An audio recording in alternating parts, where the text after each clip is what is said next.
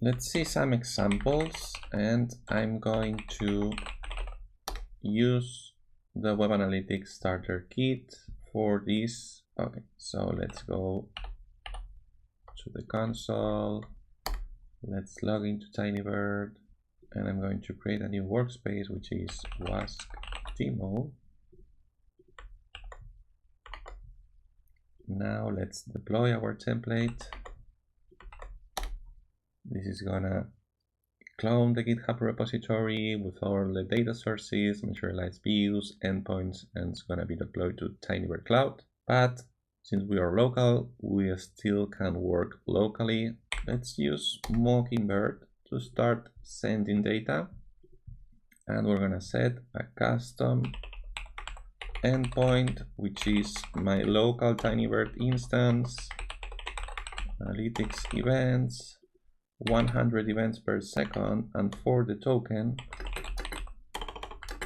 we're gonna use the tracker token. Now I select the Web Analytics Starter Kit schema and I start generating. If we go to the network tab, we see we are sending some data, okay, to my local Tinybird instance. And if I run the count, we can see data is getting into the source data. So now I'm going to open Tinybird code, and we're gonna ask for a new materialized view. Create a new materialized view to filter page hit. Okay, this is gonna create a new data source plus a new materialized pipe, which is gonna filter just page hit events. And that's pretty much it. This is going to be our target data source, which is gonna filter events which action is page hit. Okay, this is the materialized view query, which is gonna select from the analytics events table, which is the one we are ingesting, and whenever it finds a page hit event, it's gonna be written in the analytics hits materialized view. Okay, now if we select from analytics hits materialized view, we're gonna see a couple of things.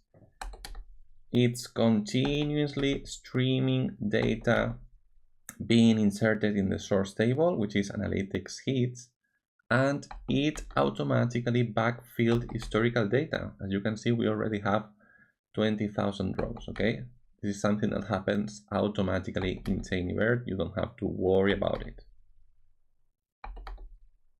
Now let's try to parse some data, and I'm going to say modify the materialized view to extract the domain from the payload.